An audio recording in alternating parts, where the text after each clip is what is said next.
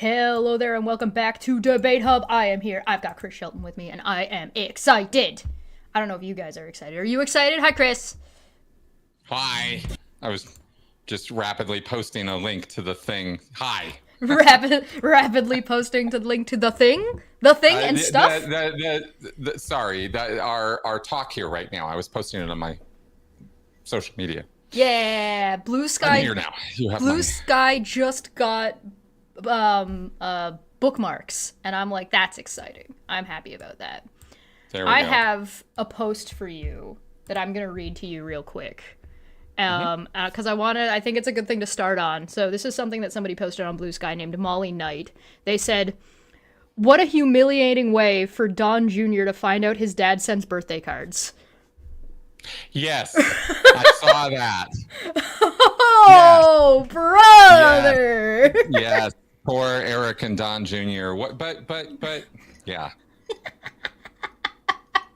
All right, so today I made the title a little bit less aggressive than I think I would in other ways. What's gonna happen when it happens? So we've been on this show before talking about like the MAGA cult, and we talked about like the cult of personality and sort of what goes on with like having such like a big person running the country in a way that is like, I don't know, cringeworthy. Ugh. Yeah, humiliating, embarrassing, disgusting, gross, all the things. So we've kind of established those things before on prior videos. So today, we're going to talk about what happens when the cult leader disappears and creates this massive power vacuum inside of this, I don't know, unique scenario. Yeah, there's a lot of really interesting ways of looking at this. There was something I thought I might introduce or throw out as an idea. Yeah. That ties very, very closely and heavily into how Trumpsters and really a lot of Americans think, and feeds into how we believe things, and with Trump specifically, he fits right into this mold for his base, for his followers. For the rest of us, he doesn't fit this role, and yet we still believe in this kind of role. And this, what I'm talking about here, is what's called the American monomyth. Have you ever heard of this? No, it's new to me. It will make complete sense to you as soon as I start, reading through it, because it's a version of, you have this thing called the hero's journey. Yes. Or the hero's story, right? And it's Joseph Campbell broke this all down for writers and for myth and story. This has been like millennia. The Odyssey follows the hero's journey. Like, it's been around for a very, very long time. Yeah. Star Wars is the 4, 5, and 6 is usually the example that people, like a pop culture example that people usually understand. Yeah, absolutely. Matrix. Every Western you've ever seen, almost every action movie, most of cinema, and I don't think it's exaggerating to say that most of cinema follows the hero's journey story arc, 3-part, 3 particularly any kind of action adventure movie, almost 100% does, until you get one that's trying to subvert the hero's journey. Exactly, right? In which case they usually fail because they do it badly, because people expect it and want it. And in a way, it evolved the way that it did because it's what satisfies our needs in entertainment and in a structured, in our belief in an ordered, structured world. The hero's journey. Sorry. Uh-huh. The hero's journey is like the 4-chord song of writing. It kind of is. It's where we naturally go. Yeah. And I know this is a funny thing to lead the show with, to start off with, but I thought it's an important thing to understand about Trumpsters and about where they're coming from in how they think about Donald Trump. Yeah. And it's really important to understand this culturally for Americans that there is an American monomyth. There's this, you take this sort of more broad, generic, thing that you can apply to, the Gilgamesh and, and old stories, right? It's like Which is the American lore. It is. And it's a culture, it's a set of cultural values. Right. That, that because what makes lore, right? It's because it attaches itself or anchors itself to our values and our morality. The culture, and so, yeah. Right. And so one feeds the other. It's like we are fed by and led to expect things in the world because of our myths, but our myths exist because they satisfy our needs for an orderly world. Right. Right.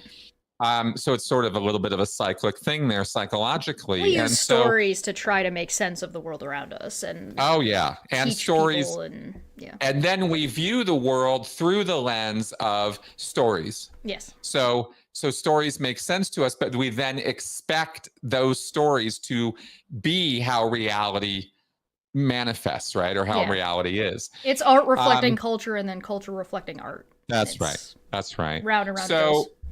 So the simple 6 steps, I looked this up just to go over it real fast. Yeah. So here you have the core structure of the American monomyth is as follows. A community exists in a harmonious, like paradise kind of state, right?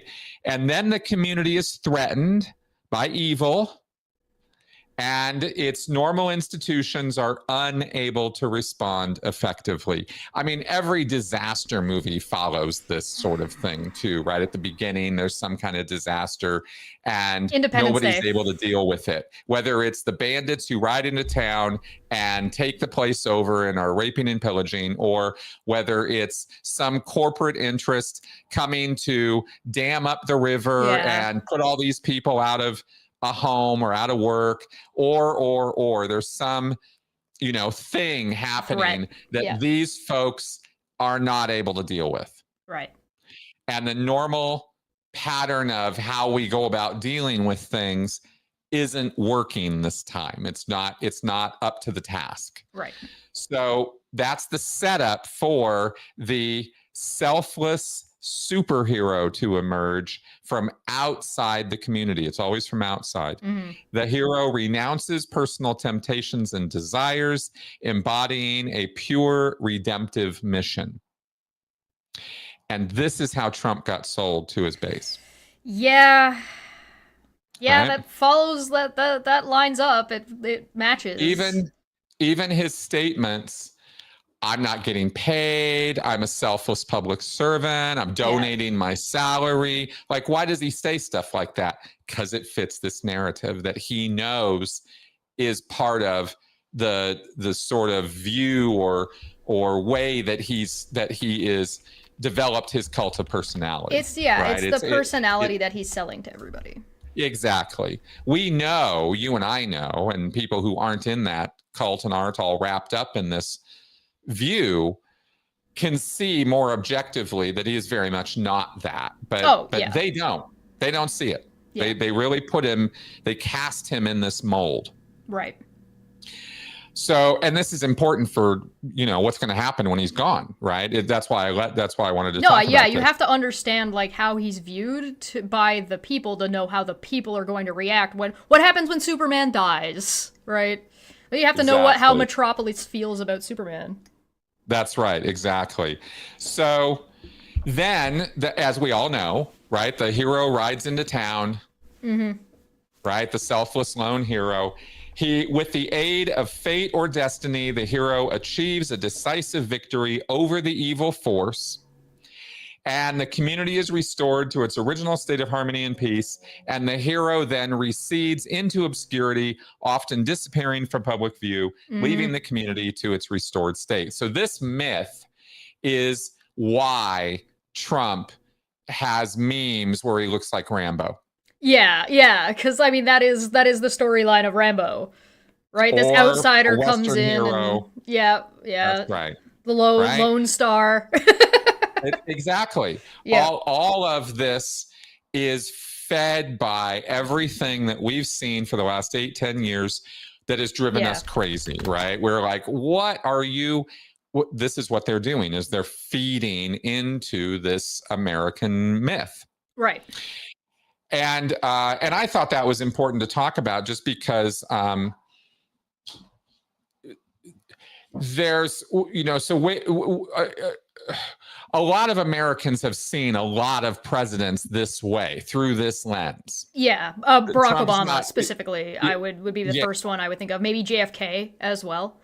Oh yeah, absolutely. They will cast this figure in this mold.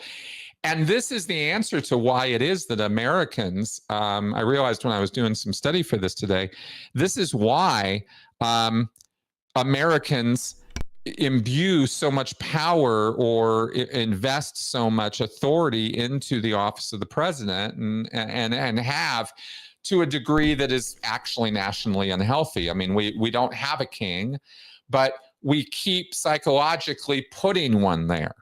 Yeah, the idea, the presidency, the way it's presented in media, as well as the way, so like, again, the president in Independence Day, whenever the president exists inside of a show or a movie, they are generally like, even like movies like The Fifth Element, the president is like the president and he's got all of the power, and America, fuck yeah. And then like, right. And like some of the, as a foreigner, somebody not in America, I find these I always get a kick out of that, because we don't have a president. We have a prime minister, and our prime minister is not put on the kind of level that the president, who's like presented as the most powerful man in the world, quote unquote, right? Like That's this right. this is the propaganda. That's right. And I've even said that about the office of the president, right? Yeah. It's the most powerful chair in the world. I mean, the guy commands the most powerful military. He's sitting on in a leadership position of, the largest economy, or one of the most productive economies. Any global works that are like collective, usually the United States retroactively has been like the leading force of things like the UN and those projects and what's going on, both from a monetary standpoint as well as from, again, a leadership chair position in those like things like the G7, which is what is it gonna go back to the G5 maybe? I don't know. But like we're seeing that shifting away now. Yeah, well, we're seeing we're not seeing a shift away from that here in the States. No, I think people in the United States are there's more power going to the presidency, but on a global standpoint, other countries are like, maybe. Yes, because Trump is doing things that are very unfriendly, let's say. Well, dangerous in some other ways as well. Well, exactly. And let's be clear that, that from an international perspective, countries don't have friends. We always couch it in these relationship terms, but really national interests are, we have common interests or shared interests or common resources. Yeah. We don't have friends, right? We have mutual countries interests. Aren't people. Yeah. No, they're not. And so we can't, but in a sort of a soft power kind of world that we've been in for the last many decades, where we're not necessarily throwing, it's not might by or right by might, it's, sort of negotiation and that's Russia, China. Russia and China have the might makes right mentality, which really throws a wrench into some of with what Donald Trump is doing, in my opinion, because Donald Trump wants that. He wants the might makes right because he thinks he's in a position of power to do so, and to force other friendly countries to sort of kowtow to that might makes right mentality. But that might makes right is not going to go very well. Like, you look at what's happening in Ukraine, you look at how China is going to view Russia, with Russia falling flat on its face 7 ways to Sunday, and how poorly the tariffs are going in the United States from a global standpoint. So it's not like China's not going to respect the United States. Not that it really respected the United States in the first place, but at least it would respect the United States' economic power. But if the rest of the world moves away from the dollar, and America loses its position of power and economic power from controlling the United States dollar, and the United States dollar being the world standard, like, nobody's gonna care. You know what I mean? That would be a major shift in the world order, but an unlikely outcome at this point. That the dollar is not going to become the sort of universal. What do they call that? Franca something or other. Yeah, anyway, the standard, the global standard. Yeah, the standard out there, right? I mean, the dollar is the dollar, and the U.S. economy and all of that is still what it is. It certainly could be a consequence into the future, for sure. A conversation for another day. As things get rearranged. And I'm only partially got my toe in that pool, so I can only speak a little bit to that. But I'll tell you a secret after the show. But speaking to this sort of future possibility of what happens once Trump's gone, there's this sort of vacuum in this monomyth, right? There's this sort of like, well, who's going to step up or who's going to take over for this? And it's not that somebody couldn't or somebody won't, or that people won't accept that person, but there will certainly be a vying for that position. There'll be more than one person trying to. No doubt, right? There's going to be people lining up and stuff. And it won't be JD Vance who emerges as I know we're talking about the future today, and I wanted to say at the beginning, I'm not doing predictions. I don't. We're speculating. I don't like predictions, but I do try to talk in possibilities. I wouldn't listen. If I was gambling, I wouldn't put my money on JD Vance either. No, the guy's a doofus, right? And he's hypocritical in a way that you can't spin trust in him. I mean, he's just such a doofus. So we have the other thing I wanted to sort of throw out at the beginning here, in addition to the whole monomyth foundation on which Trump really which his support relies, is also to make sure that we're clear on the fact that, at least from how I see it, that Trump is a post-truth populist. And that's a phrase that's gotten more and more attention over the last year or two. Rightfully so, because it's the correct category to put him in. He's not a conservative. He's certainly not a progressive liberal. And there is nothing about him that has anything to do with traditional conservative values. Trump is a malignant narcissist as a personality. He has that personality disorder. I don't think it's seem like controversial to say that. I'm merely echoing. I'm not making the diagnosis. I'm echoing the diagnosis of quite literally tens of psychiatrists and psychologists, maybe over 100, who have already made that diagnosis. Right. It's there. It's obvious. It's crystal clear. What is not clear to most people who don't get into that world as much as I do in the cult space is what that means. A malignant narcissist and megalomaniac on the order of Donald Trump, who is almost a pure malignant narcissist. If you were going to look at the spectrum of some narcissism, a little bit of narcissism, a whole lot, nothing but narcissism. Sliding scale. Yeah, he's really far over there on that scale. He is. And people don't understand what that means in terms of how he actually sees and thinks about things. Right. They project themselves onto him and think that it's just a lot more self-centered than they are. And it's so much not that. It's so much worse than what you imagine it to be. Well, I mean, that's since we're talking about this sort of line, there's one of the reasons why we're even talking about this is because of how physically ill Trump is right now. Like, how much longer is he really going to last? And I like to remind people that what we see of Trump right now is the best they can show us. They're not showing, like, the media is not out there taking, like that White House isn't letting Trump out when he's at his worst. right? Like, that's not happening. It's like the same with Biden. We know that now that Biden was ill while he was president, and they showed us his best when they could. So, I'm not saying that, like, the Democrats are doing anything differently or the Republicans are doing anything differently. This is to be expected. I would expect nothing less. I'm not even suggesting they should be doing anything differently. I'm simply reminding people what you're seeing of Trump right now is the best he's got. Sure. Absolutely, that's true. And it was the same with Biden. Yeah. Absolutely, years of cognitive decline. The fact that, he sabotaged, right, the last race by staying in it when he should have stepped out. Oh, yeah. Is I would argue sabotaged the race before that too, but that's just me. That's just my humble opinion. He screwed it up. Sure.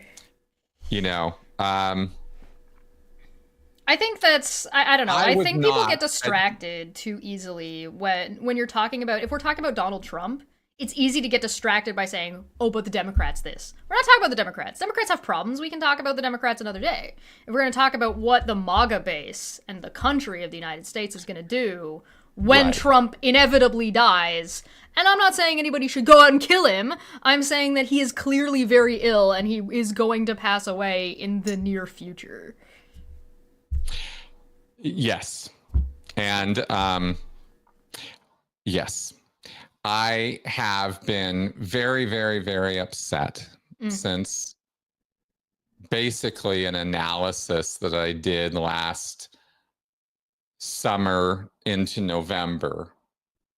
And I realized I was late coming to the party on this, that I needed to get, after Trump won again, right, I needed to get a bigger picture look at what the hell was actually going on in the world at large. And that's when, for me, as someone who's not an expert in political science or global economics or international foreign, relations, I finally kind of got my head around some of those topics a little bit. Not to any kind of master's level or anything, but certainly to try to understand how could this happen. Yeah. And that's when things like cultural monomyth and deeper levels of this cult of personality than just, oh, it's a cult of personality the same way that Taylor Swift has a cult of personality. I mean, we can talk about that, but Trump is a more significant cult of personality than that. And there's other things wrapped up in it. And it was only once I kind of got out of the left versus right paradigm of it that I could take a bigger picture perspective of it and start seeing all the faults and problems on the left as well as the right. Making something a binary is a mental trap. Well, it is. And that's when I started talking about that, because it's unfortunate that the fixed view right now, and I can say I was, in that as well, is the binary. Well, if it's not this, it has to be this. And this is actually worth mentioning too, because it's the mindset of most Americans right now. Oh, yeah. That if you're anti-Trump, you must be pro-Biden or pro-Kamala or something. Or if you're, progressive, you must hate everything on the right. There's this sort of black-white binary that's been, really slammed down on us and that we have adopted as citizens. There's a lot of reasons for that. Bottom line is it has to do with distrust in public institutions. And distrust has been growing for decades, right? Well, and that's something that has been purposefully undermined by foreign agencies like Russia, like China. That is like an ongoing attack that has been going on, I would even argue, since prior to 9/11, right? Especially 9/11 was a massive propaganda machine. But, like, as a foreigner, as somebody who's not American, I find the people bring up Biden now bizarre. There's people trying to do that in Canada, where we've got our leader of our Conservative Party, who is, like, a MAGA light kind of guy that lost a 25-point lead, which is big. It's a huge loss for him. I don't know if he's going to survive being party leader soon. That's coming up soon. Anyway, so MAGA didn't succeed up here. The cult of personality didn't succeed up here. He still brings up Justin Trudeau. as if Justin Trudeau is still in politics, right? He's not. And he hasn't been since the election. Before the election, he stepped down, and Mark Carney is now the leader of the Liberal Party. And this motherfucker over here is still trying to bring up fucking Justin Trudeau, and everybody's like, this is irrelevant to anything that's going on. And it's like, to me, that makes sense. But the same way people bring up Biden now, if you want to talk, even just talk about Trump, because talking about Trump, if you're not praising him, is suddenly viewed as some kind of horrific criticism that you have to immediately deflect into, oh, but what about Biden? Oh, but what about Kamala? Oh, but what about the Democrats? It's like, no, you're stuck in a mental loop, and you need to be able to get out of that fucking mental loop before you can actually have a conversation at that point. Well, accurate. And I think that I think it speaks to, when you're talking to somebody who does the whataboutism, and it's a very common sort of thing when you're engaging with Trumpsters. Although, admittedly, it's probably a pretty common thing with a lot of people, the whole misdirection and what about thing. There's probably 3 or 4 logical fallacies in this deck of cards of logical fallacies about misdirection, right? Yeah. But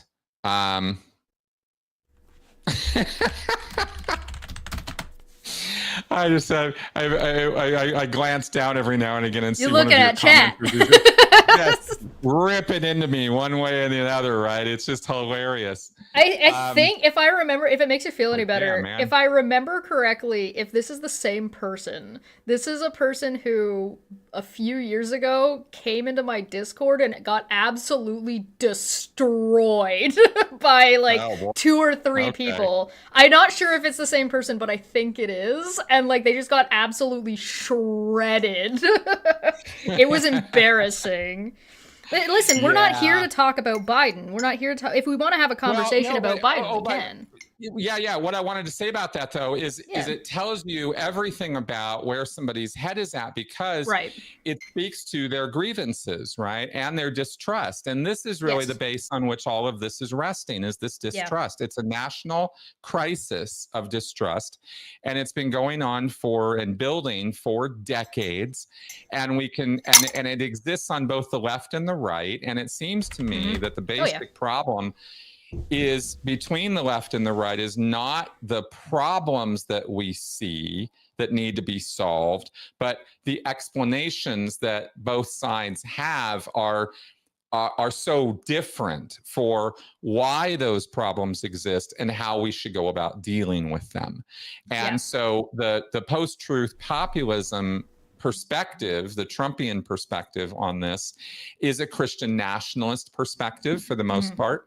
Talked about that a lot. I've been talking about it for years, the growing problem of Christian nationalism. And now that they have true political power and influence, we are seeing theocratic overtones coming out of this administration. On the 5th of September, the State Department, tweeted out about how, prayer and Christians were being basically all but persecuted under the Biden administration, and we're now changing that. And this is a very pro-Christian administration. Well, there was that whole... I dare them to say the same thing about Islam or something like that, right? It's not an equal opportunity administration. It's a theocratic style administration. Well, and they've made the same accusations about foreigners as well, right? Foreign What's powers. That? They've made the same statement about foreign powers, right? There was it Cambodia?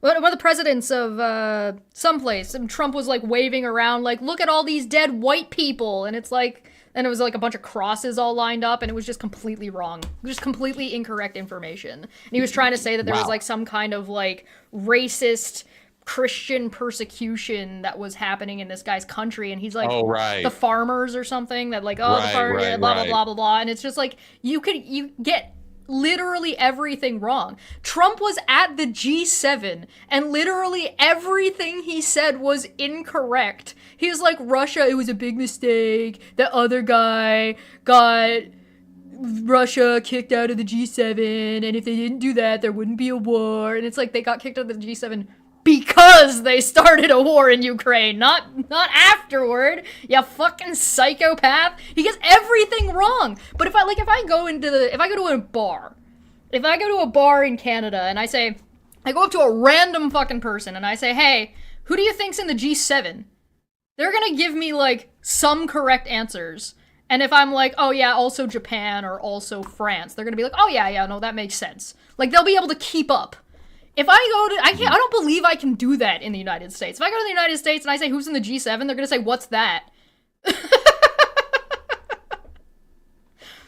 Yeah. I like you guys, but stop. Yeah, no, it's wild, but it's all part of that whole post-truth thing, right? It's like truth doesn't really have meaning. Post-truth is really an important thing to understand because it's the removal of truth as a concept. It's not even my truth and your truth. It's that there is no truth. Truth isn't a thing. And a disdain for education. I say it, you say it, whatever. They're just words. You know, it doesn't really matter. And that's the other thing that unfortunately Trump has fostered and expanded upon greatly over the last many years is that it's just such a fire hose of nonsense that comes out of his mouth and has from the very beginning with his ramblings that you have a media struggling and very ineptly dealing with that phenomenon, that post-truth phenomenon, right? Where it's kind of like when you present him with a fact, he just brushes it aside. It doesn't matter to him. It's not important. Therefore, his base feels the same way. Facts, truth, evidence. If it doesn't confirm what I already believe or think, it literally doesn't exist. Yeah. It's a plot. It's a conspiracy. It's your libtard bullshit nonsense. And I don't have to listen or pay attention to it. It's a confirmation bias phenomena that is taken to an extreme level. Yeah. And it's incredibly destructive to it's a phenomena of, but it's also a reinforcement of, you know, this distrust of our institutions. It totally breaks down any sense of community. It does. And that's exactly the effect it's having, is it's ripping us apart because truth are the things you're supposed to be able to agree on. And this is all important to the question or theme today, because once Trump goes away, all of that doesn't. Right. People aren't going to just wake up and the clouds are going to part and the angels are going to sing and suddenly truth will rain down. Well, yeah, because what you have is you have this group of people and their truth is whatever this person is saying.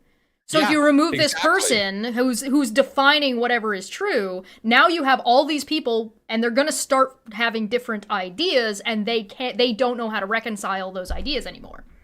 That's right. And because chaos. What they're gonna do is they're gonna look for the next person who can fulfill the monomyth. They're gonna who's the next person gonna be? And there's gonna be a lot of contenders for that role. Yeah. And what I'm concerned about is that it's going to be somebody who is more cast in the mold of let's say, theocratic version of an American theocratic version of a Xi or a Putin or an Erdogan, somebody who actually calculatingly understands the position they're in and has goals and ideas about how to create a structured theocratic authoritarian system building on what's already been done to tear apart the foundations of our constitution. An intentional fascist as opposed to a puppet fascist. I would put Trump in a, yes. I think that there's another factor here too. What you're going to have is you're going to have a lot, for a little while at least, you're going to have a lot of these people arguing amongst themselves saying, well, actually Trump said this and actually Trump said that. And Trump has contradicted himself so many times that they're never going to be able to reconcile that. It goes in the square hole. So you're going to have these people that are infighting both with their own ideas as well as with what they think Trump said, and they're going to have conflicting examples of Trump saying X, Y, or Z. And so they're going to be infighting amongst that as well. So the question is who could do it? And I'm not asking you to predict a person because That, like, realistically, that whoever it is might not be somebody obviously visible right now. Because And they might, why would you be? If you're that calculating person, why would you make yourself visible now?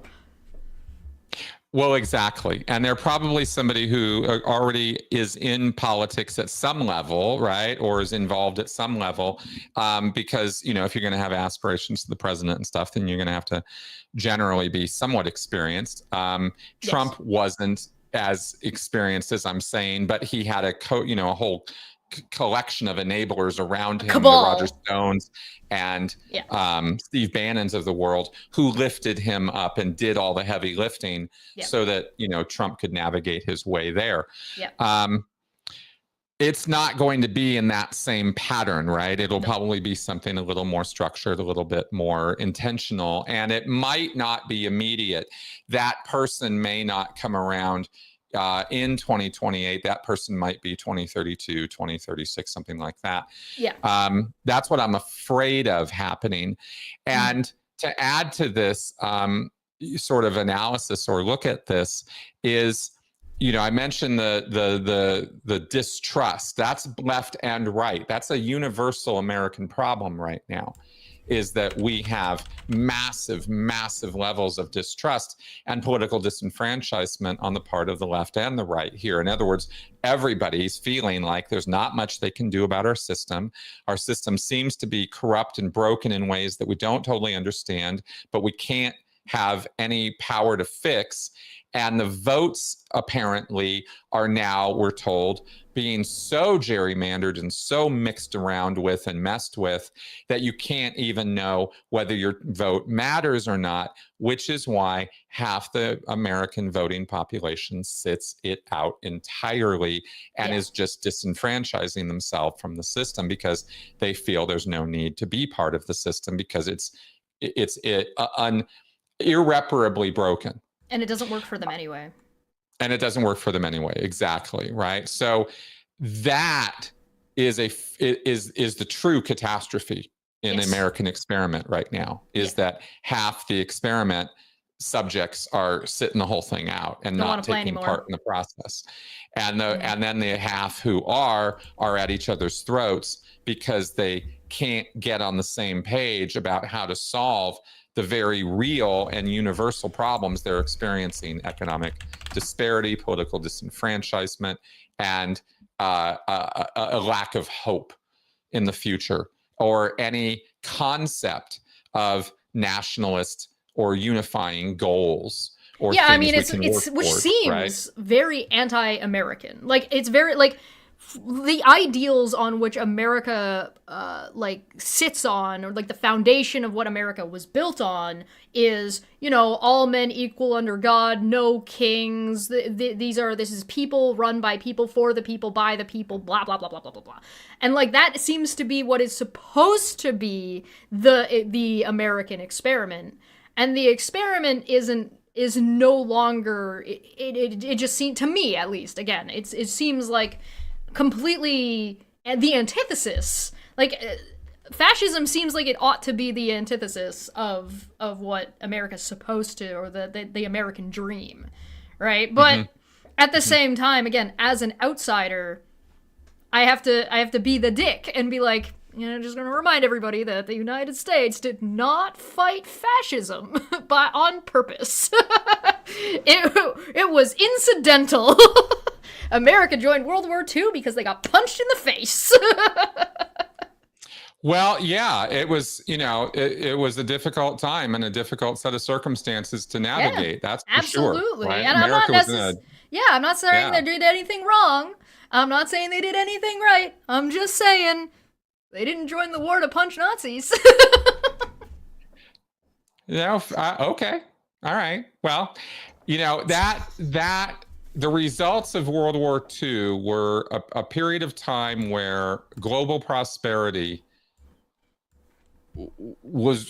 took off to unprecedented levels, and a lot of people were lifted up on the lifting up of the entire global community because of the order that took place following World War II. Yeah. And that was short-lived, as we see in the bigger picture of things. That that decades. arc is now peaked. You could say it peaked probably in the 70s. 70s, yeah. Once stagflation and the economy started, falling apart in the 70s and the oil crisis hit.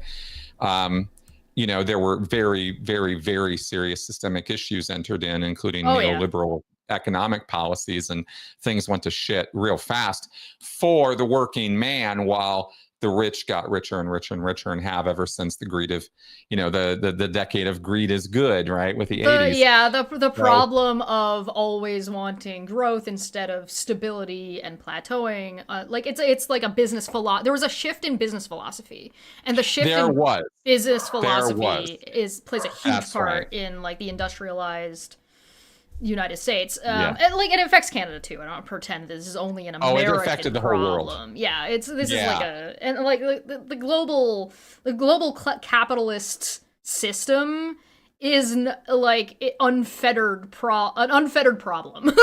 Call it that. It's like, why is everybody so miserable? Oh, gee, I don't know. The existential crisis. Right. See, and that whole thing is actually what undercuts the distrust factor. Yep. Right? Why did everybody fall into distrust? Well, because the institutions were failing us. And why were they failing us? Well, because that's when the systems started being more obviously working for the upper crust and the aristocracy class than they were for us, right? The 70s is really when that starts becoming kind of obvious, and the wage disparity starts. Well, yeah, because you also had like the issues of the hippies and the Vietnam, particularly in the United States, being like a really divisive situation. Yeah, and Watergate and JFK assassination and Martin Luther King assassination. I mean, there were cultural wars, the civil rights movement, the women's rights movement. I mean, there was a lot going on, and a lot of social unrest and a lot of social change, and not all of it bad. I'm harping on all the negative points right now. All throughout this time, there are many, many, many positives. Yep. But I'm only speaking about these things today, or we're talking about this stuff because in order to answer the question of what's next, we really do need to understand, I think, how we got here and what situation we're in. And the situation we're in is not bad man got into office because a bunch of stupid people put him there, and now bad man will leave and everything will be fine again. That's not the situation we're in. No, not even a little bit. And that's why I talk about this stuff this way, is because I want people to understand that we're in stormy seas, you know what I mean? That things are rocky, and Trump is the least of the problems.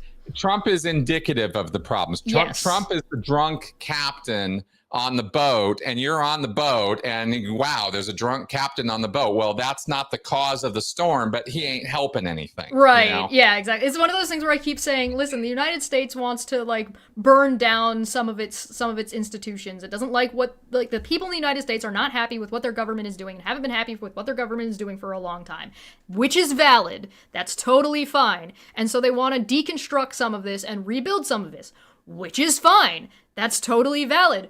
But you don't light the house on fire while you're still in it. Well, if you're Trump, you do, because you literally can't think of tomorrow. Right, yeah, and exactly. That's what I mean about the malignant narcissist psychology, is you got to really understand that this is not a man who's thinking in long-term concepts. It's immediate gratification in the moment, and every day is a moment-to-moment-to-moment experience of going from one experience to another. And the mood and sort of inclination is all created by what's happening in the moment to satisfy, the ego. Well, I mean, to be fair, he might die tomorrow. So well, and one can hope. So anyway, what happens to the tariffs? Yeah, and then you add and then you add like insane levels of economic policy on top of this. Oh my God! Joe Navarro, Peter Navarro's, tariff theories and stuff, and oh my God, it's horrible, right? It's horrible. Yeah. Okay, so if that's the groundwork that I kind of wanted to at least lay some of, I mean, this is this is what we're talking about when we talk about like how complicated this shit is. It's so many layers of what's going on. Yeah. When you're talking about the top layers of society and what makes it run, right? So Trump's base isn't going anywhere. Now, America's not going anywhere.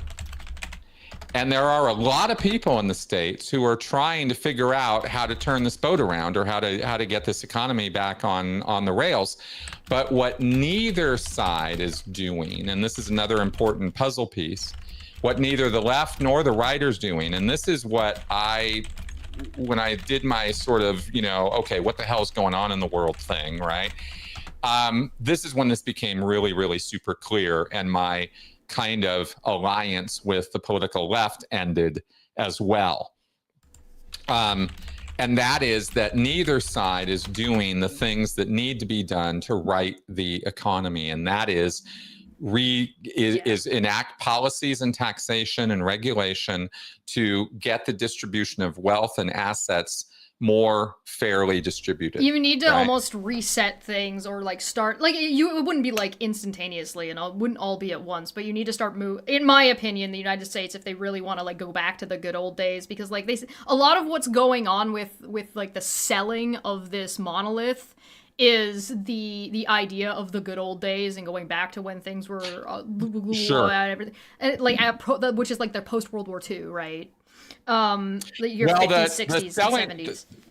The point you're bringing up is actually, as I see it, a common propaganda position of post-truth populism, of populism. Yeah. Right? It was always better in the old days. It's always a harken back to, and you can look this up, read about this stuff.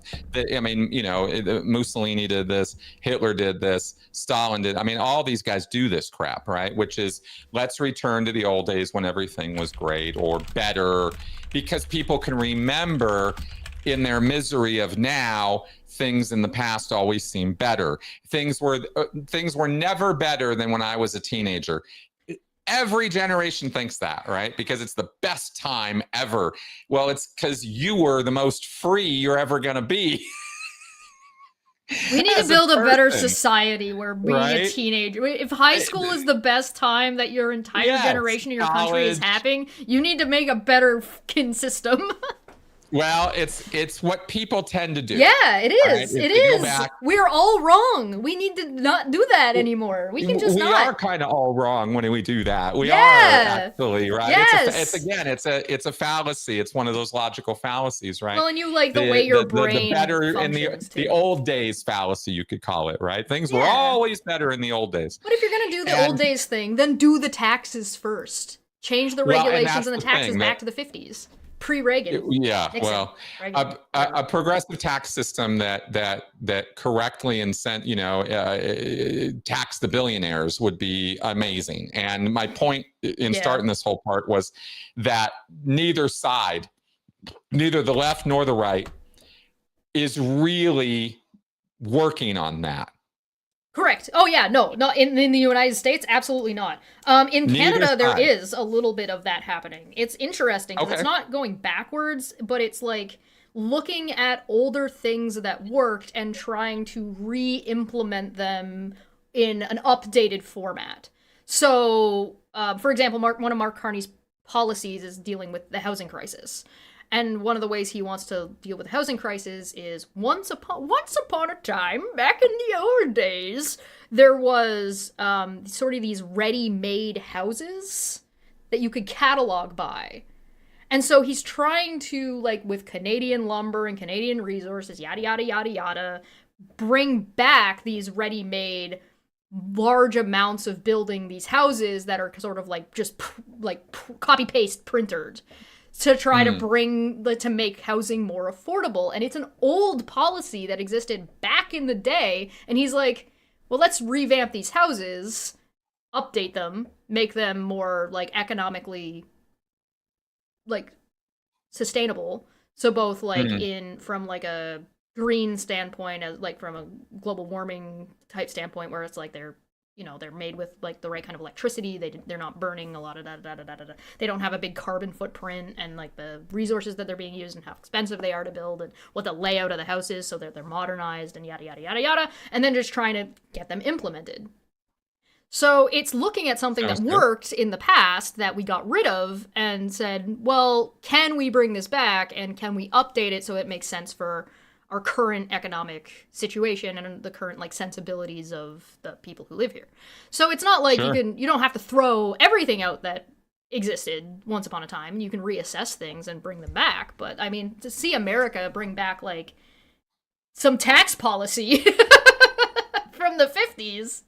Yeah. Well, this is where the systemic issues really come to the forefront, because you can provide all the cheap and affordable housing you want to people, but if you do not handle the problem of the 1% sucking up all the assets of the society, then that problem will continue, and that cheap, affordable housing will be owned by the people in the 1% who do not play fair or nice with the rest of society. That was the problem with the conservatives' plan, was like, oh, we're going to give you a tax cut if you buy a house, but it's like the tax cut means nothing to the lower end buyers, but if you buy 5 houses, you're saving a whole ton of money. So it's like just repositioning and moving wealth upwards.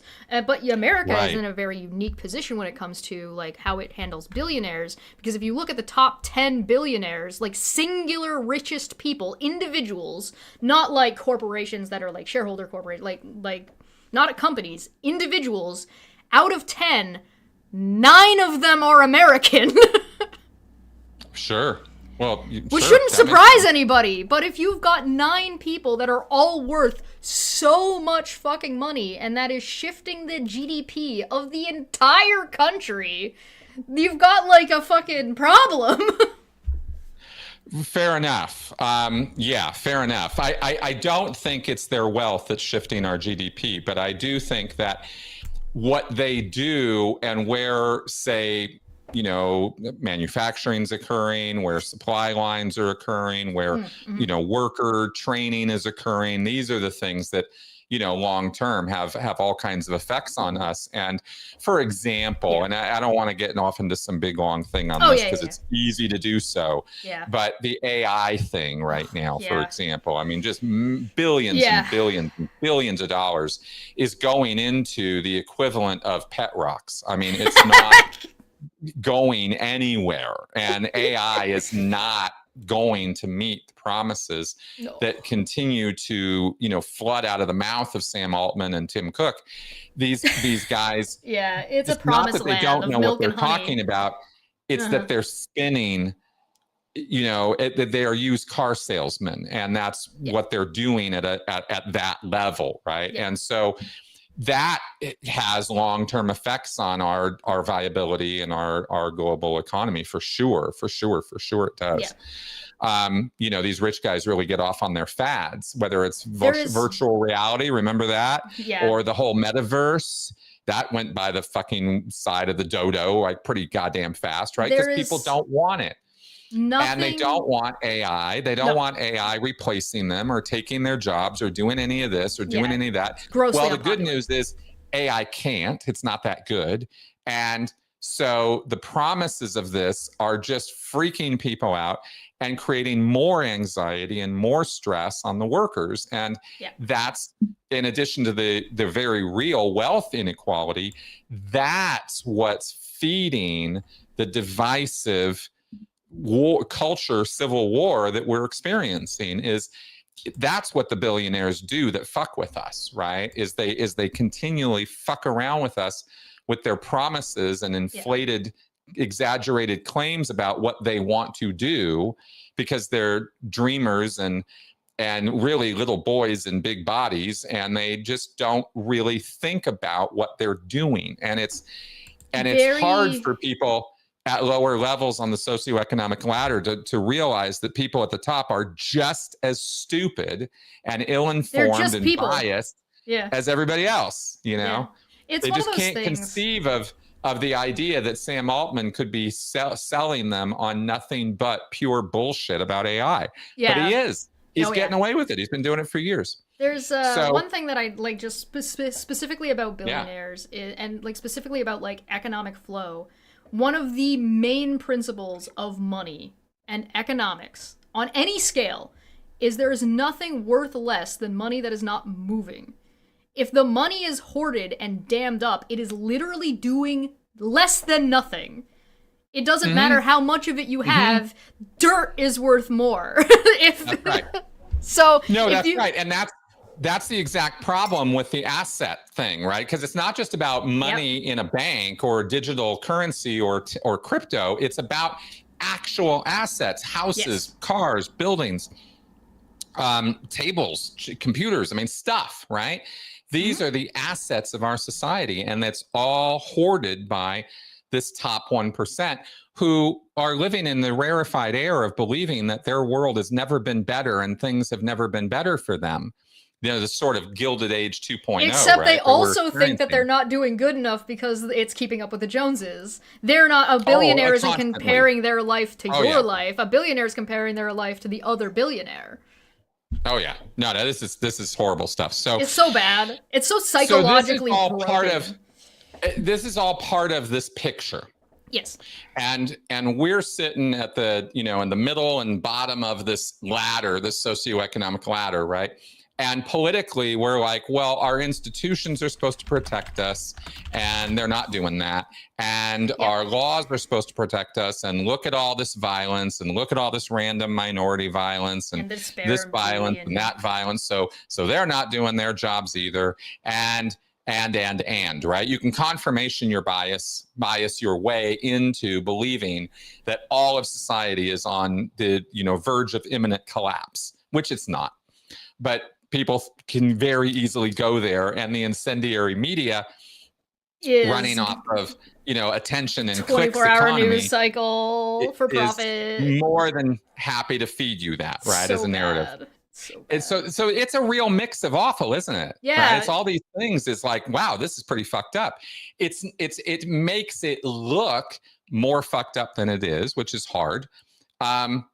Because perception is what drives reality. You get steeped in it. That's the algorithms. That's the real AI. That's the real Terminator. That's gonna destroy society. It's the algorithms. Got that right. Oh my God. Algorithms are the worst. Yeah, it's bad. It's very bad.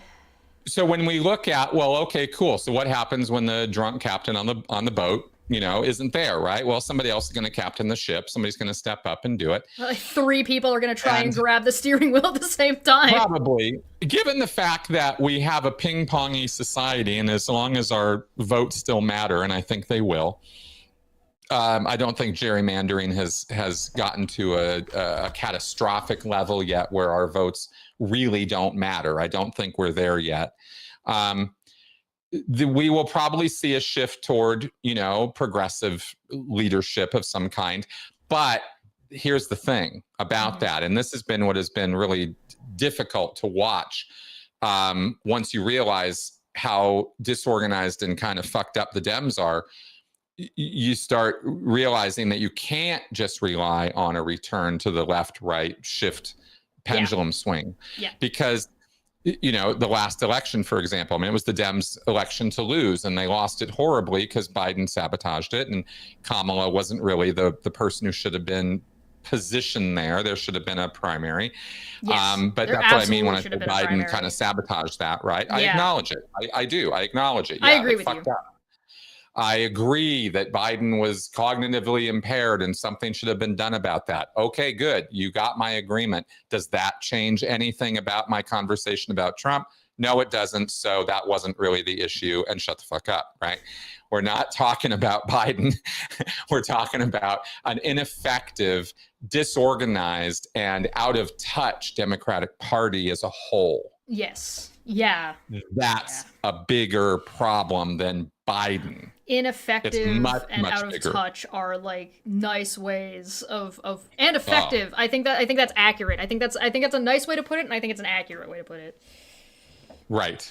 So that's the situation we're in, right? And it's a bit chaotic. And the more chaotic things are, the less structured things are, in other words, right? The harder it is to know what's going to happen because the things are all over the place, right? Chaos theory and all that. So there's two basic paths here, and I'm really not sure which one we're going to go down as a country right now. But there is a crossroads that we are approaching that are going to potentially give us these choices. One is a path of reform, and one is a path of continuing democratic decline and proto-fascism becoming real fascism. So both of those things are possible. Yeah. Who takes over is not as important as an individual personality as what these parties make of themselves. Yeah. And if the Dems continue to be reds in blue clothing, then we are assured of going down the fascist route. If some party, and it has to be the Dems because there is no other viable party to fight the Reds. Sure. And if we're not going to see a return to traditional conservative values, and we won't, those days are gone, then the progressives have to be progressive. And right now, I see very little indication that they will be. Yeah. So we have a really big leadership crisis problem here. Yeah. And to overcome the decades of distrust that have been sown in our country and all the acid that's been sort of thrown on the machinery of our system, in order to repair all that, we've got to restore some trust. So we need somebody to step up who's going to be the most amazing person since JFK in terms of being able to appeal to people who don't trust him or her and get them back on their side, right? And that's not how our political rhetoric works right now. And it's not how our media system is put together to support that. Our media system is put together and designed right now to create more and more conflict, not reduce it. Yeah. So our media right now, unfortunately, is a bigger part of the problem than the solution, which also pushes us more towards the fascist road, right? Yeah. Because the media has completely lost touch with their basic purpose in society, which is, that sort of fifth column thing, right? A lot of it's been bought out, right? Sorry, fourth estate, not fifth column. Sorry, fourth estate, right? The whole the keeping a check on power.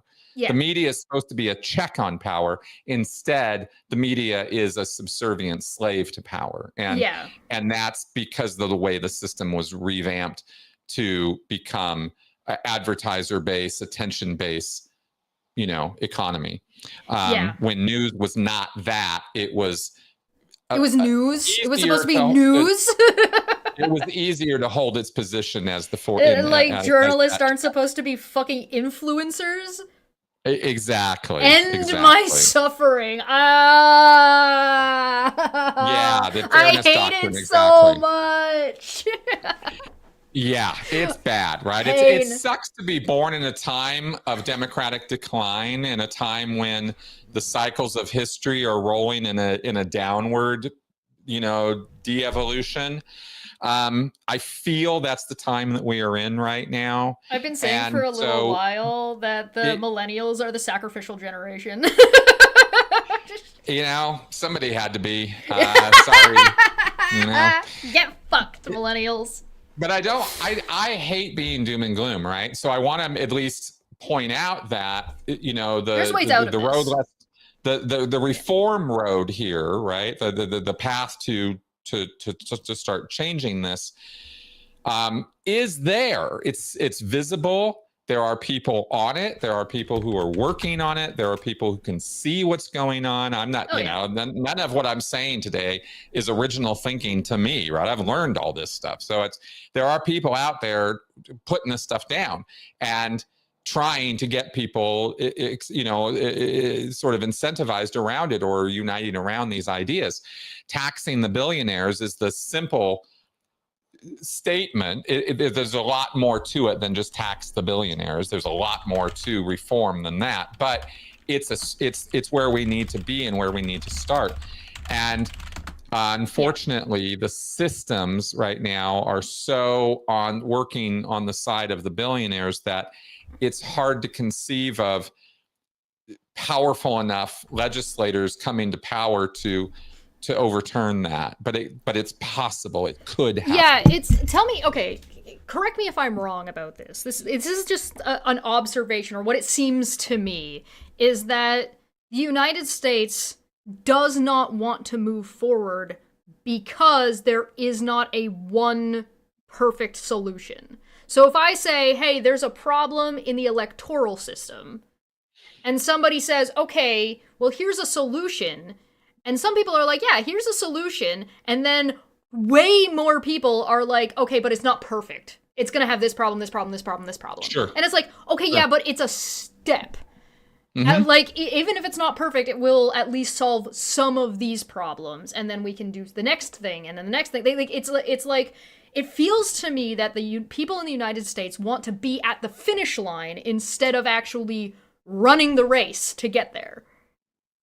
I could agree with that. I could agree with that sentiment. I think it's a reflection of impatience. Is it everybody's frustrated and feel like they've been fighting this fight going nowhere forever? So it's like we don't even want to take any steps anymore because we're fucking tired of running on a hamster wheel. Yeah. Okay. Absolutely. Absolutely. That's a perfectly valid explanation for it. Another is that we have been conditioned over the last many decades to short attention span theater. Sure. So we Attention expect economy. now things are going to happen, and the idea of working for something longer term is sort of harder to fathom. That layer of distrust on which all of this is built is also part of that picture, right? Like, show me now because I don't want to invest the time and again learning the lesson that I can't trust you. Well, I don't want to sit here and watch you for 6 months to come to that. I want to just decide now, right? So that feeds into it too, right? The emotional. Well, a hatred of education and knowledge, or a disdain for it, at the very least, on top of not only do you not want to spend the time, but you're not exactly put in a position to succeed in having the time to spend in the first place, because you're working 2 jobs and are trying to survive in the late stage capitalist nightmare, while people are constantly screaming at you about how the sky is falling. Yeah, we've got, like I said, we've got some systemic issues here. You mentioned one earlier as well that is really, really, really crucial to this whole thing, which is I don't know, people describe this different ways. While being morally kidnapped. No, I was talking here about the hearkening back to what you said about how companies and the stock market and the economy is all built on this attitude now of shareholder returns.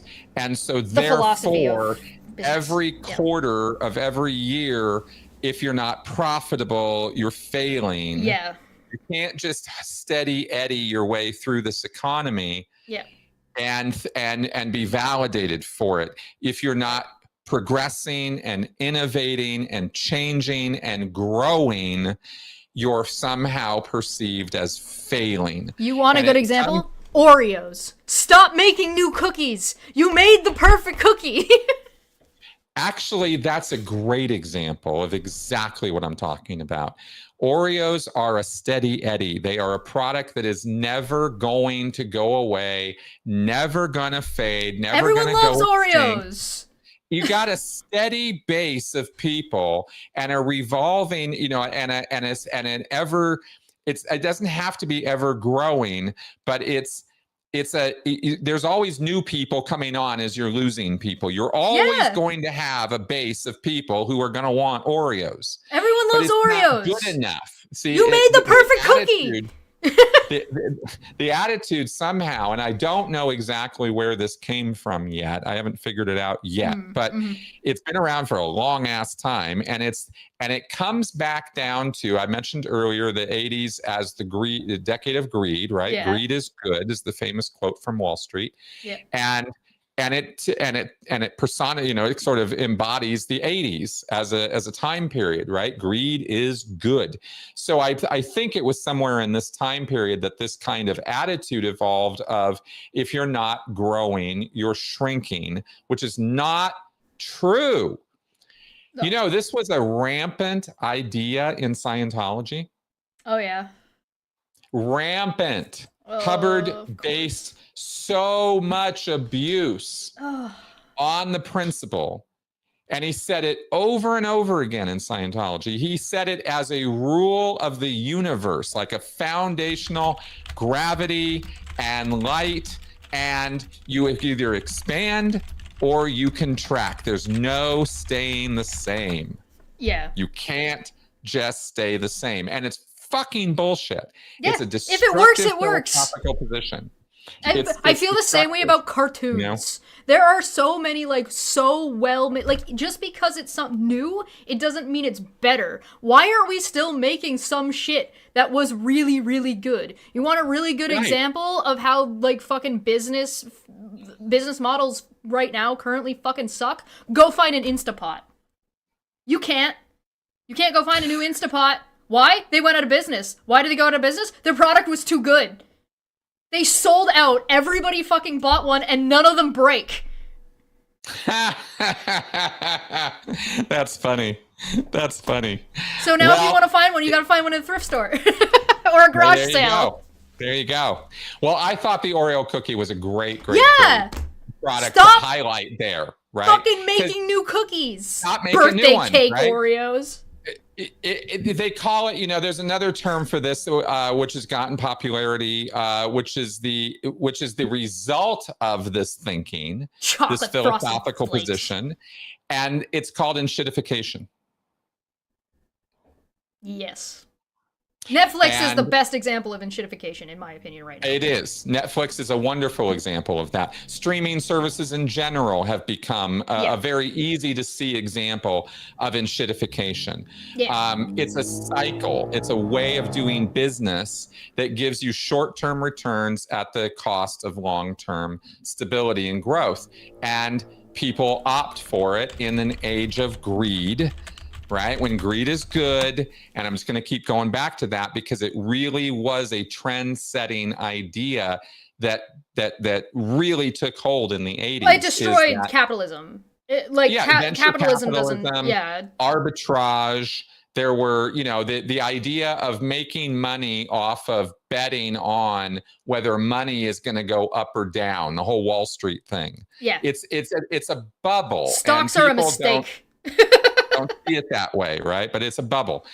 And it creates and incentivizes a mindset that is a parasitic, cancerous mindset, right? Cancer is a living example of a growth mindset. Yeah. Yeah, unmitigated, unregulated, with no end sight, no particular goal. It's just makes a mess. Eat. Ever seen the movie Akira? It's that. It's fucked up, and it's destructive. At the end of the day, it's destructive, and it collapses because it assumes a thing that is not true.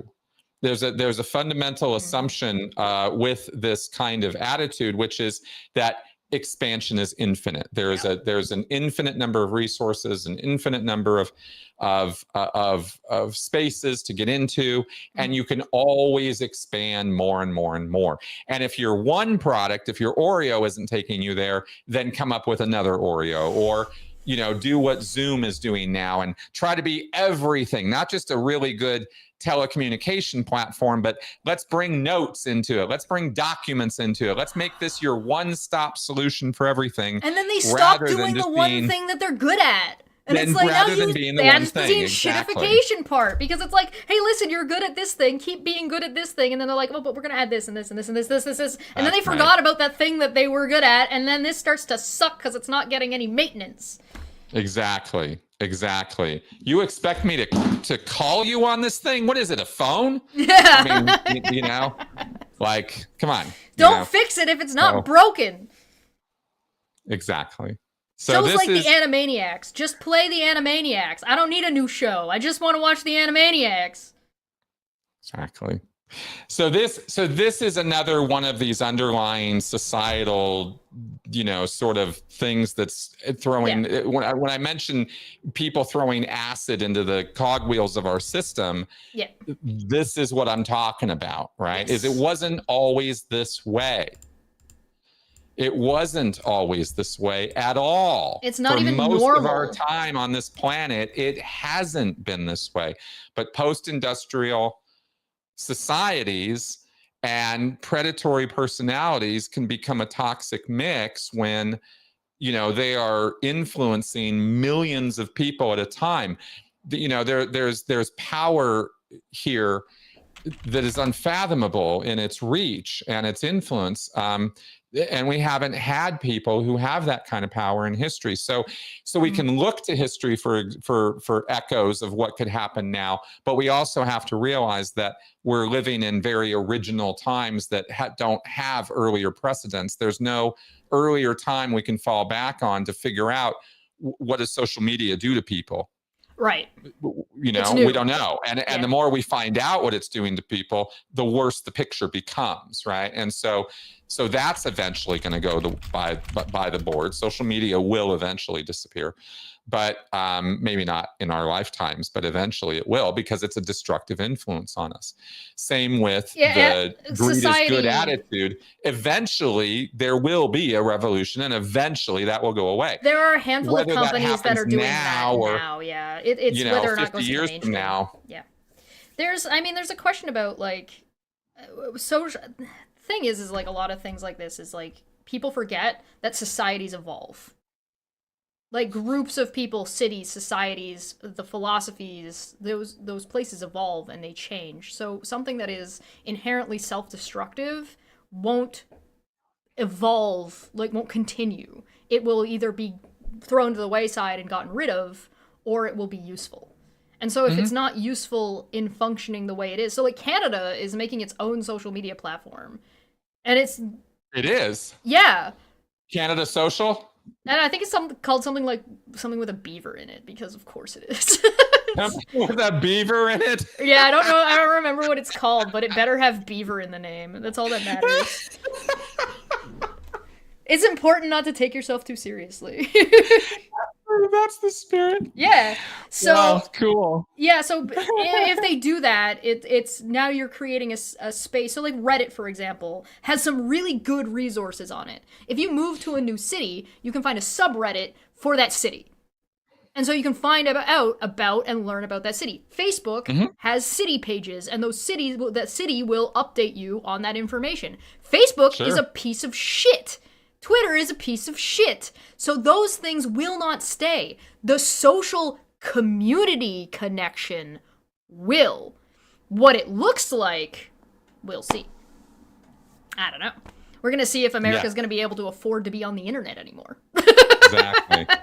Of course they should bring back 8-tracks. What are you talking about? Hell yeah. Come on, man. Hell 8-tracks yeah. should have won. Like, fuck those cassette tapes. I want 8-tracks, man. They got 8 tracks. I'm gonna go back in the day when it wasn't about focusing on selling a single so you could sell the rest of your record. That's right. That's right. The music industry. Oh, that's something God. I'm looking forward to. United States acidification of art. Holy shit. United States. One of the best things that's going to happen out of the United States collapsing is its stranglehold on world media. Go away. It's bad. I hate Hollywood.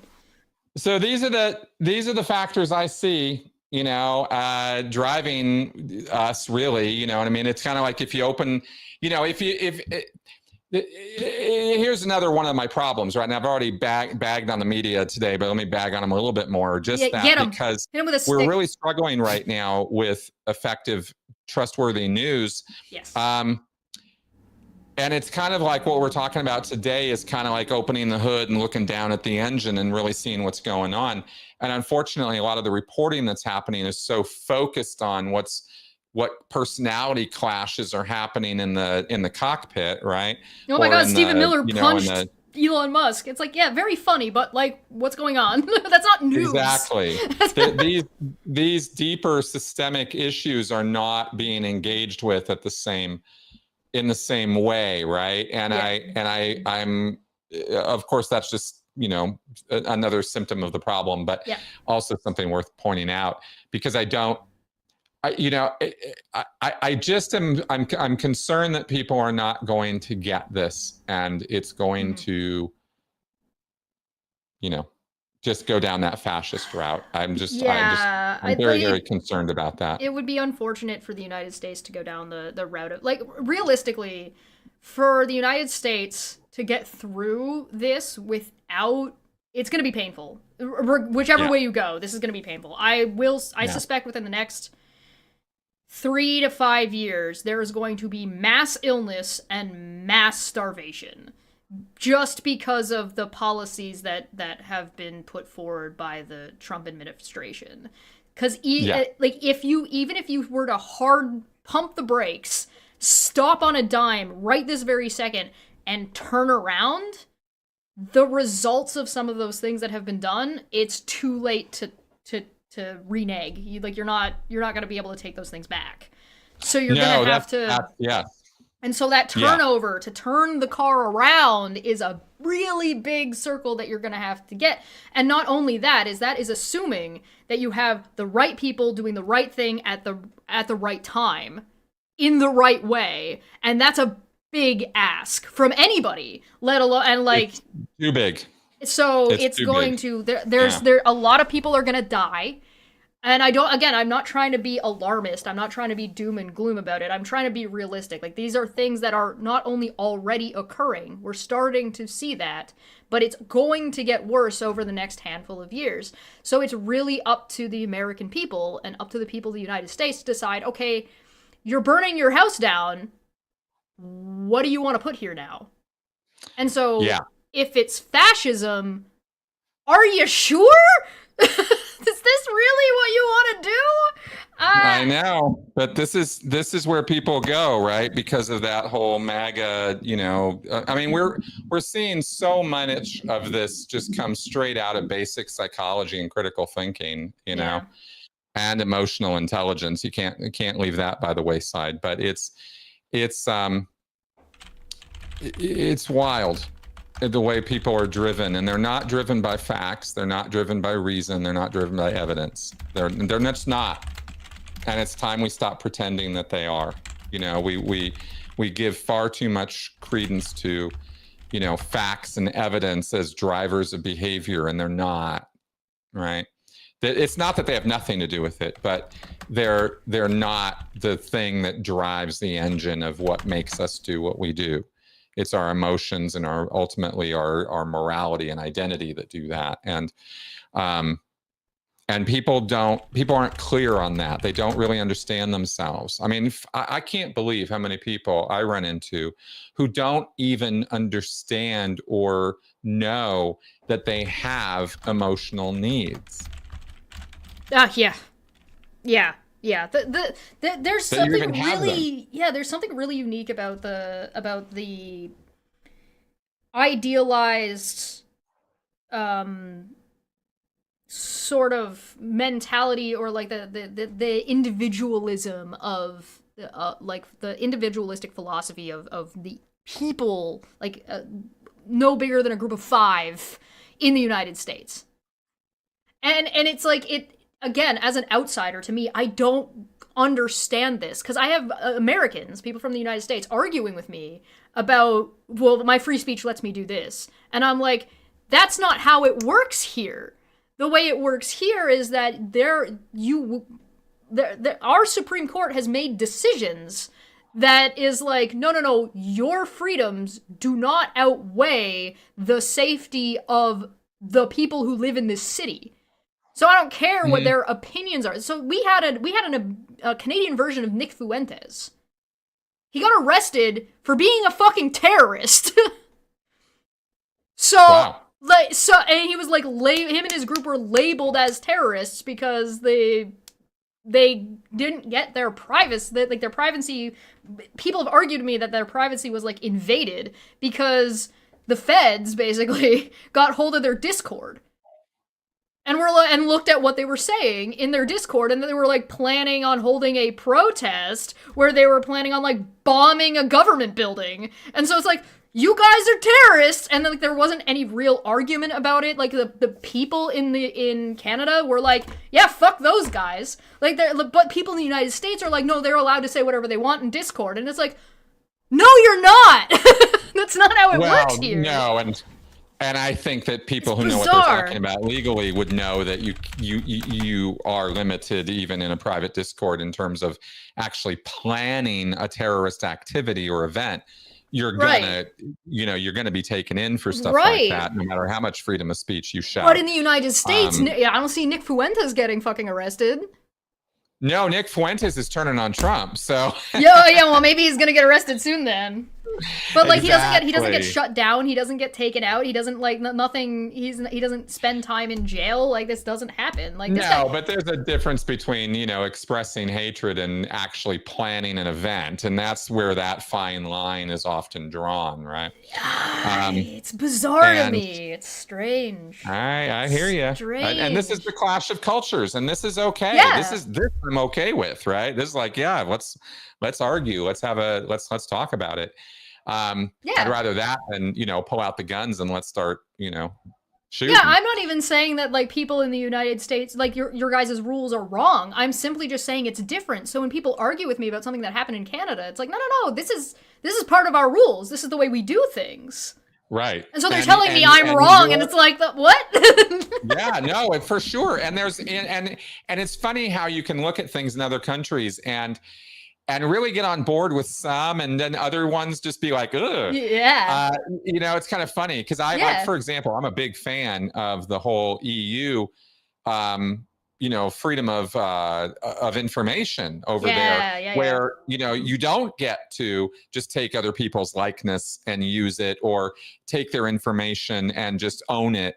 They have a right to have that information and have access to, and not let you distribute their information. And this is a real good way of hampering or getting in the way of cults like Scientology, because they'll keep your private information and then they'll use it against you. And in Europe, that's almost impossible to do now with the laws they have over there. I'm down. You know what I mean? Britain, UK has a wonderful coercive control law on the books as of 2016. I'd love to see some of that over here, So there are other places where people are doing stuff. You just go, absolutely. And then other ways, you run into some of these freedom of speech issues and you're kind of like, well, I don't know. I think he should be able to say what he wants, So it's the cultural things there are kind of funny. There's like something like about the rules up here that are like, if you are setting up, it's like the Freedom Convoy. If you are setting up and you're misleading people, like the Queen of Canada just got arrested again. Good. It's this crazy lady who goes around and claims she's the Queen of Canada. Like we just don't. Oh yeah, she finally got arrested. Jesus Christ, did they take their time getting around to her? Holy cow! She was arrested before, but she was let off. So I've been tracking that lady for years, and she's been living a pretty consequence-free life for quite some time. Yeah. So it was nice to see them finally go round her up. Yeah. She was a destructive cult leader, no question about it. People were leaving their jobs, their families. They were giving her all their money. I mean, it was classic cult stuff. Yeah. It's stuff like that is interesting. So if you take all of these factors, which is it's a big ball of fuck that's almost nigh impossible to pull all the way apart. But you have to acknowledge this is a ball of fuck, and we have to try to unfuck it as best as possible.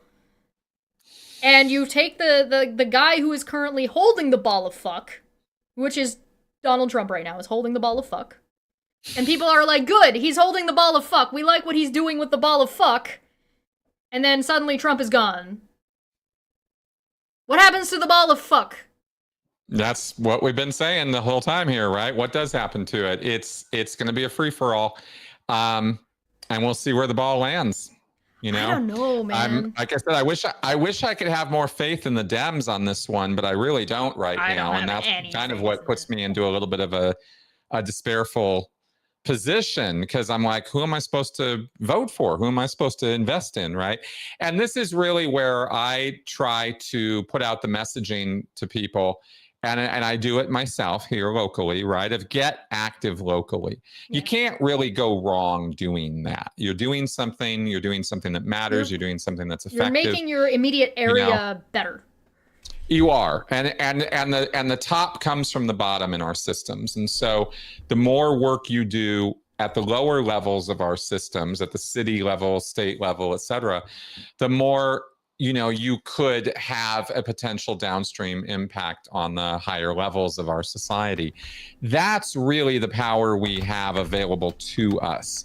We're not going to get in a car and drive down to Washington and talk sense to our Congress people or State Department or Trump or something. That's not going to happen, never will happen. So instead, get active locally, because that's where you can have a voice and work with other people of like mind to organize and get some real power going. You can't, there is no ability to affect or change this with a social media post or a tweet or 10,000 tweets. Try it. It's not going to change shit. Social media isn't where this happens. In the real world, organizing and working with other people who have a similar mind to you. You need to make a tangible change. Is how to create change. Yeah. And I got to say that. I got to put that out there, because otherwise I feel like I'm just ranting for an hour. And I don't want to just rant. We need to be focused on what the problems actually are, rather than the distractions. And there's a ton of people out there who are more than happy to throw, a million distractions at you. Hillary's emails, Biden, blah, blah, blah. It's like, shut the fuck up already. How about wealth inequality? How about asset, being held hostage in our society by the 1%? How about systemic issues and not, I don't actually care how many drugs Elon Musk is doing. How about some majority issues, right? Not minority issues. How about we focus on majority issues? There's plenty of them to focus on. I've named a bunch of them today. Those are the things we should be doing something about. And as a result of dealing with those things, we would see a lessening of racial inequality, gender inequality, pay inequality. We would see all of these things get better if we address the real systemic problems. Yeah. But we just fucking focus all day, every day on the symptoms rather than the actual causes. And so I guess that's where I'm coming from. I'm doing the best I can. I'm not saying I'm perfect at this either, but there's something to be said about whether or not what direction a society moves forward. The best way, I think, to deal with the doom and gloom of it all is to say listen, online exists online and it does have an impact, but if you want to insulate yourself from the dangers of fascism, it's community.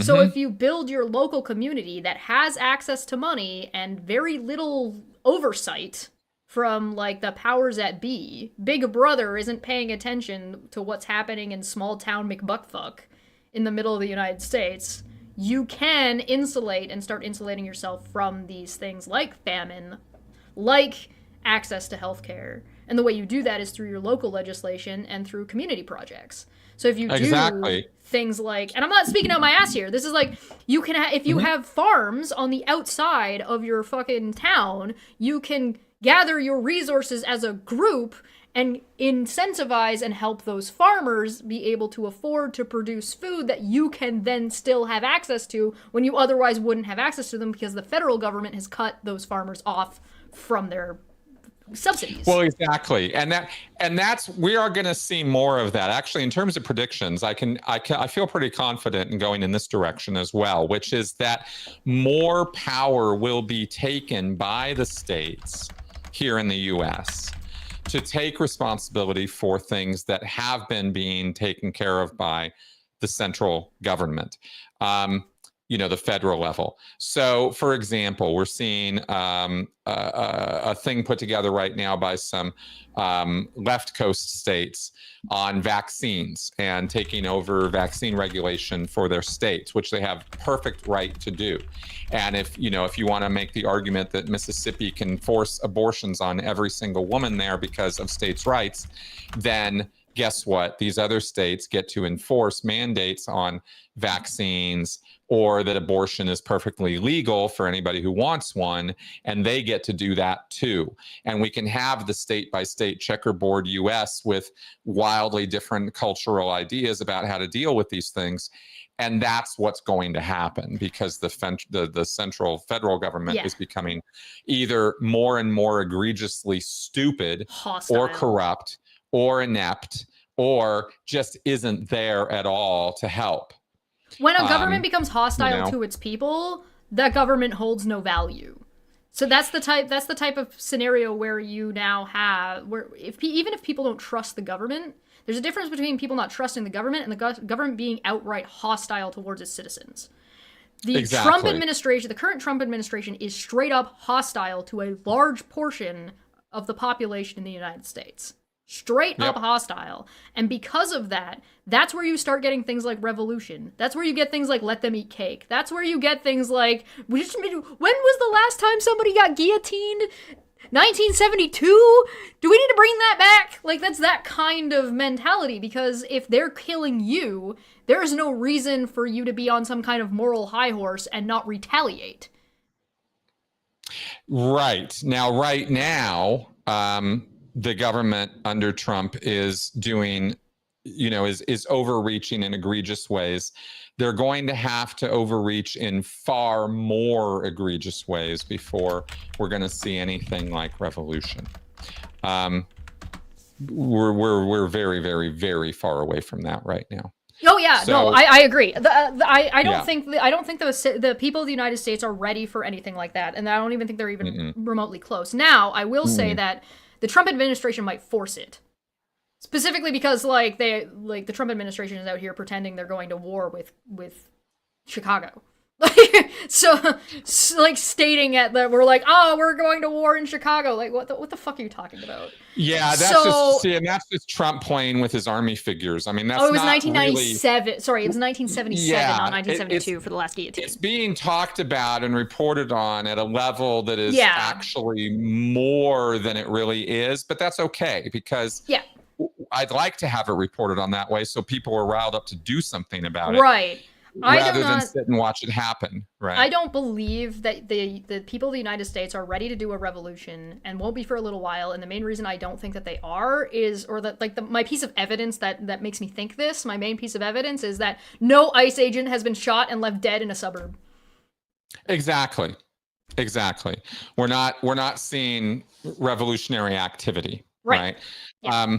We have one guy, Luigi, who, took out a CEO, and he's cooling his jets in jail, and nobody's trying to break him out. Yep. Nobody's, engaging in more violence. Nobody's on some rampage shooting CEOs. Yep. We're not at a point of true violent unrest in this country, despite whatever anybody on Blue Sky might think. And there's a lot of people on Blue Sky who really have no idea what they're talking about. Who put stuff out about how we're right on the edge of civil war and right on the edge of societal collapse. And if you just look at social media, you really need to go out and touch some grass, because you get a really fucked up view of reality from that. Yeah. We're a far, far, far cry from that still, because we're not feeling overtly oppressed yet. I know that sounds wild just for me to say that after everything I've just talked about, but the sentiment in this country is not yet that the federal government is the actual source of our problems. Yep. It's that the problem with the distrust in this country is the federal government isn't handling the problems that they're creating, or helping me to live the American dream or realize the American dream. But they don't yet have the idea that the federal government is stopping me from achieving the American dream. There's this idea that right? someone will only change, or change only really comes when change is less uncomfortable than whatever you're currently experiencing. Exactly. And right now, the American people, the people in the United States, do not feel that the Trump administration and what it's doing is uncomfortable enough yet. And I don't think Trump will survive long enough based on how old and how ill he clearly is. I don't think he's going to be the one that's going to experience a revolution anytime, like in his lifetime. It is going to be like the next 2 or 3 down the line. Give it like 20 years. I still think that's why I was saying. That's why I was saying earlier, it's the Erdogan in waiting right now, right? It's the guy out there who is planning on that, but he's not in power yet, and he's got a road. He just sees he sees the opportunity, and the opportunities are there, right? Enough. I just keep falling back to this analogy because I really think it's a good one, if I say so myself. That we don't have enough acid on those gears yet, right? The systems haven't fallen apart enough for somebody to step up and start using them that way. And I mean, I don't think it'll be the millennials. I'm talking about, the military coming knocking on your door, right? Because you posted something bad about, the dear leader, right? I'm talking that's about only happening at the border. That's when people are going to know what oppression really feels like. And until and I've lived that, right? So, I mean, I know what that feels like, but a lot of people don't. They have no idea. And so that's why I can talk about at least this. That's why I keep trying not to, I'm not trying to be doomer, but I need to express that, this is going to get worse. And there are things you can do now to prepare for it to make it less worse for you, the individual. Maybe go and invest in some camping gear. Okay. Hold off. I mean, fine, but I'm trying so hard to lay down or describe what the actual problems are so that people don't feel the need to have to continue to separate from society, because we still have a fighting chance of making society work for us. Is the message I'm trying to get across, even as badly as I'm doing it. That's what I'm trying to say. It's not too late. There is still reason for some optimism in this. We are not past a point of no return. We're not past a point where, it's absolutely assured that we're all going to be living in the gutter in 20 years. And that we're not there yet. And we could still fight this if we can get our head on straight. We all like to talk about ourselves as good critical thinkers and good head on our shoulders and well-educated Western people. Don't accuse me. So let's things. start demonstrating that by actually being intelligent instead of being so incendiary and reactive. The reason I want to, the reason I bring it up in this doomer mentality is because I want people to know that, listen, it's going to get bad and it's going to hurt, but it can be worse. You can pick the path of least resistance where the worst options aren't the ones you take. You can still choose an option that's not going to lead to, mass destruction, Fallout style nonsense or Russia when it overthrew the czars, or Germany after World War II. America doesn't have to do that.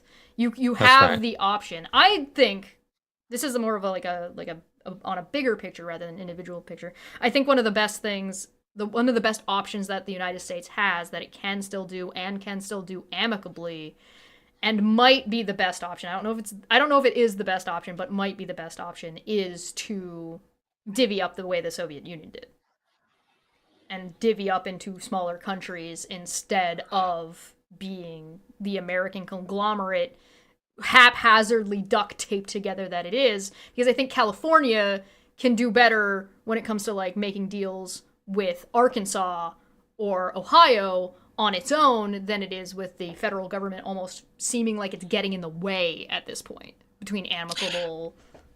It's a perspective. It's an Yeah. interesting one and a difficult one to really contemplate the true logistics of it It's because, like 100 you know, years from now. It's not happening it is. tomorrow. This is like It's way a yeah. future. Yeah. It's a down the road thing. Yeah. There have been no shortage of books and ideas and people putting forward the idea that America is really 6 or 7 different countries in one kind of thing, and different ways of divvying it out as to how it should be broken up. But we are so interdependent, and once you actually, it'll be kind of Brexit like, right? In terms of systemic cataclysmic disaster, like there will be so many unintended and unforeseen consequences. Yeah, you'd have to start talking about travel in between. Like the Soviet Union collapsing and becoming different countries was not easy and was incredibly painful and went through a whole fucking thing. So I'm not saying that this would be easy or painless. I'm just saying this might be the best possible outcome with the least amount of bloodshed. Maybe. It's possible. Maybe. It's possible. And then Texas can finally be free.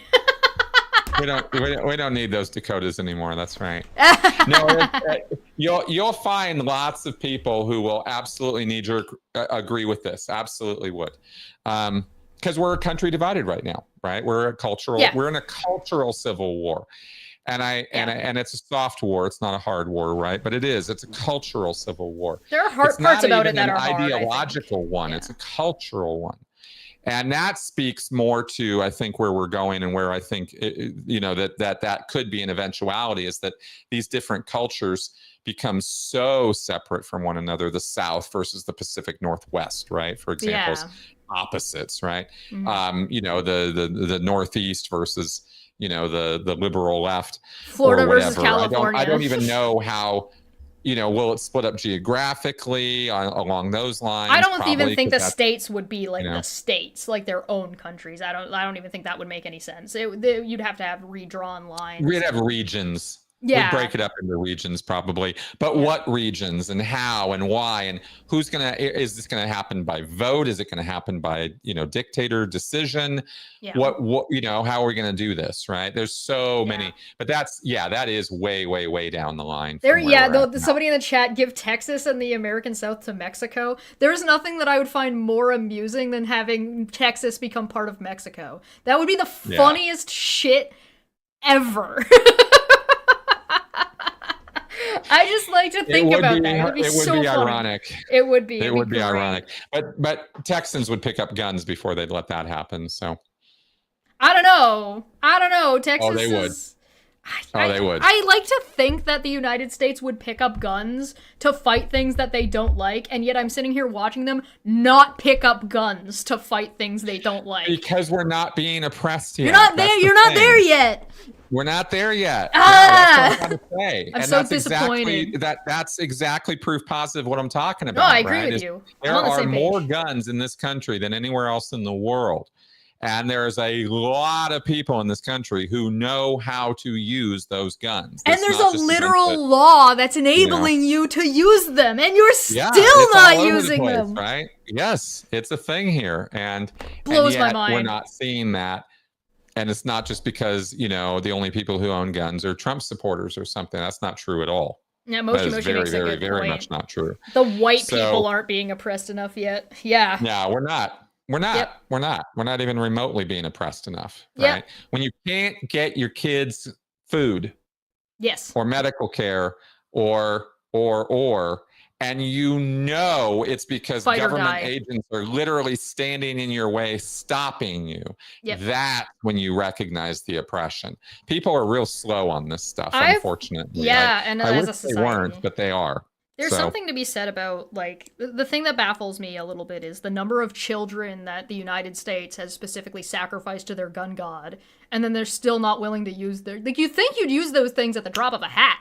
The way they talk about it, right? The way, well, you got big mouths. Yeah! And it's all propaganda. People out here being like, yo, the United States has the best army in the world, and they've got all these guns, and they got all this, all that. I'm like, stop huffing your own hype. Exactly. When you see Americans start channeling French, Yes. that's when you'll know things are becoming bad. Canada's got real, it built in.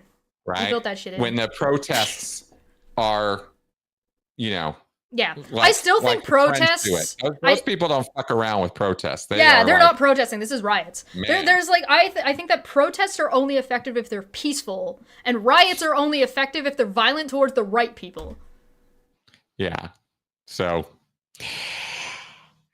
that's what I got for you. That's what we got. Yeah. So yeah, it's gonna be a big old power vacuum. It's gonna be a big old power struggle. The power struggle will spill over into the Democratic Party because like you're gonna have the biggest problem with the GOP is that they are a party of no principle now.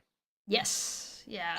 And that is a problem because that opens the door to that Erdogan stepping up, right? Who creates new policy or a new agenda? Because the classic GOP grand old party, it's gone. It's gone. Yeah. And it's not coming back. We went through this whole the Democrats being the party of the worker and that sort of thing, that's gone too. Yeah. Nobody believes that. So there's a lot of There's too much propaganda, and what needs to happen is you need something real. The United States needs a political party or a political group or a political movement that is actually providing something real and substantial. And there's an opportunity. The sooner you do it, the better it's gonna be. And so, but where does that start? And is it grassroots? The answer is I don't know. Part of it has to be grassroots, but the other part of it needs to be, like, if there are people in the Democratic Party that are currently in positions where they can lift that up, now's the time to fucking do it. Will they? Exactly. Exactly. Because we're seeing, Gavin Newsom is picking up on a style of politics that is attention-getting, right? He's doing the same shit Trump did. Intentionally so, parodying him almost. Is not the progressive person that we need, right? And that's just policy-wise, just agenda-wise, right? We need someone who's going to say that they're going to fix the economy.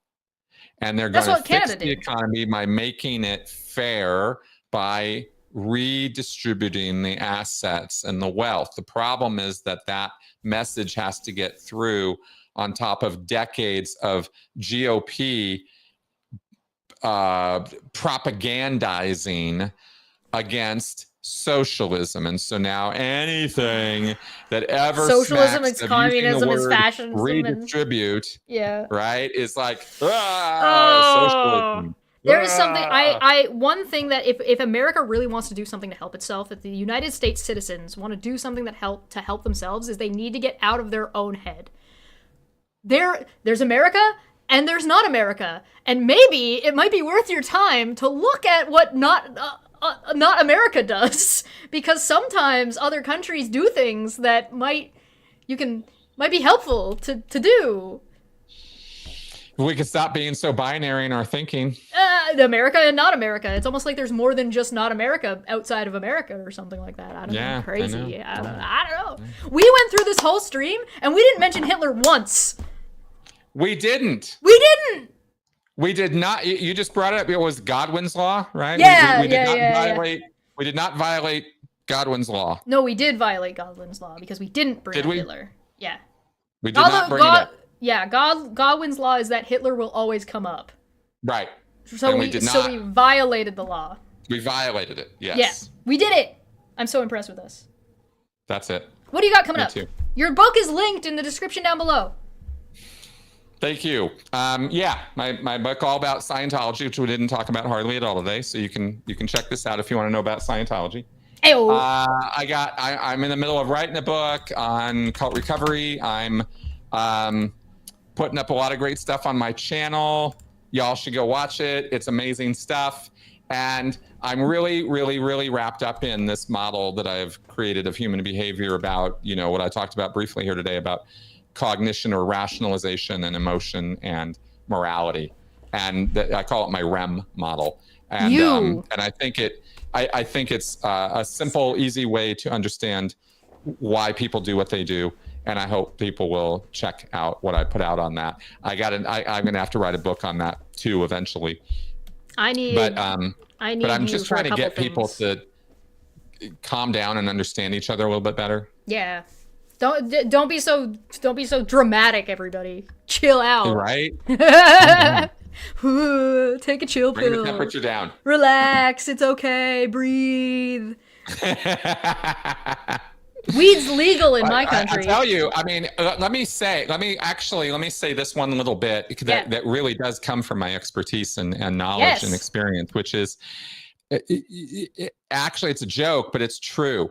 Bring your temperature down, calm down, right? Like we really need to do that, because we're one of the ways that all of us are riled up and controlled by our leaders, whether left or right, whether social media influencers like Andrew Tate or whatever, up to Rogan. The way people are messing with us is they are riling us up emotionally. And when we are riled up emotionally, we are to that degree not critically thinking or rational actors. And that's how they get you. And so if you want to beat them, if you want to, have that as your narrative, right? This is what I'm doing in my life. I'm going to beat those guys. I'm not going to let them, defeat me. Yeah. Don't let them emotionally rile you up, because that is when you will make mistakes and make emotionally based decisions. And that's how we got into this mess. Divide and conquer. There's Huge. Yeah, huge. Yeah, no, you're right. So that's my best advice to give people right now. If you think about it, wrapping this up. Yeah, if you think about it as in like an abusive situation, if you have a partner that's keeping you at an 8 and a 9 all the time, you're not in a healthy space.